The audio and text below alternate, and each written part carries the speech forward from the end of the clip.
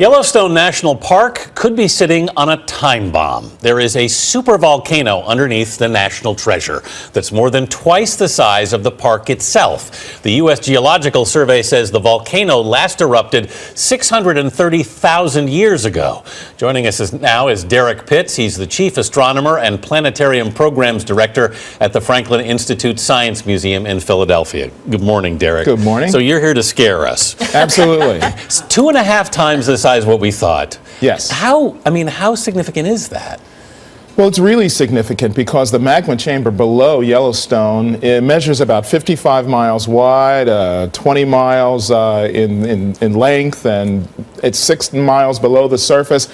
This chamber is absolutely packed full of magma, and an eruption from this could really cause widespread destruction all across that region.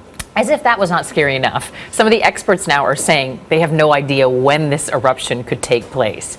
Yeah, there are plenty of earthquakes that happen out there, as you said a little bit earlier, but those earthquakes are indicative of the activity that's going on below ground. Some of it may be caused by water intrusion and other things like that, but the fact of the matter is that there were 3 eruptions of this region before. There's definitely going to be another one in the future. Scientists just can't tell when. When you say future, though, the reality is this could be real, like 40,000 years future. Is that right? It could be. Yeah, it really could be. We have no idea, though, but there will always be adjusting earthquakes in that region, so that region will remain seismically active. It will also be volcanically active. There will be small volcanic eruptions in that region. It's just the big one that people really have to be concerned about. And if we can get the science a little bit more refined, we'll have a better idea of when we might have some ballpark idea of when to expect something might happen. Okay, so now you're starting to comfort me a little bit, because I was going to ask you here, I was going to say, are we going to get any warning, like maybe a century or so, that this thing is coming? The really cool thing about how science is working in seismology and volcanology these days is that scientists can really model the area well, because there are seismic detectors, 40 of them, all around the region,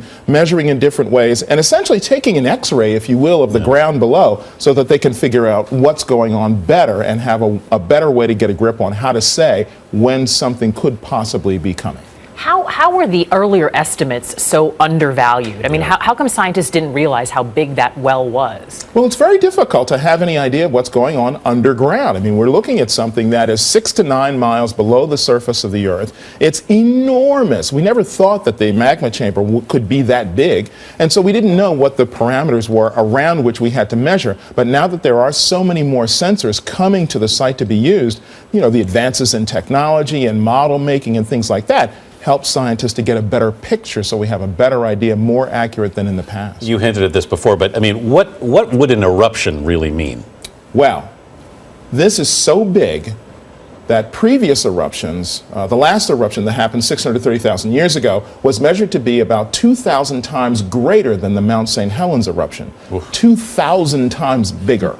That's enormous. It's enough to, the last eruption spread 10 feet of ash in regions 1,000 miles away. Wow. So that's a pretty big eruption. I mean, Yellowstone National Park is also located in a really seismically active region, isn't it? Well, you have to think that the whole region essentially is the basin of an ancient volcano, under which is this enormous sort of chamber of magma that's causing the region to heave up and down all the time. So it is going to be seismically active for a very long time to come. But 40,000 years, Derek, right?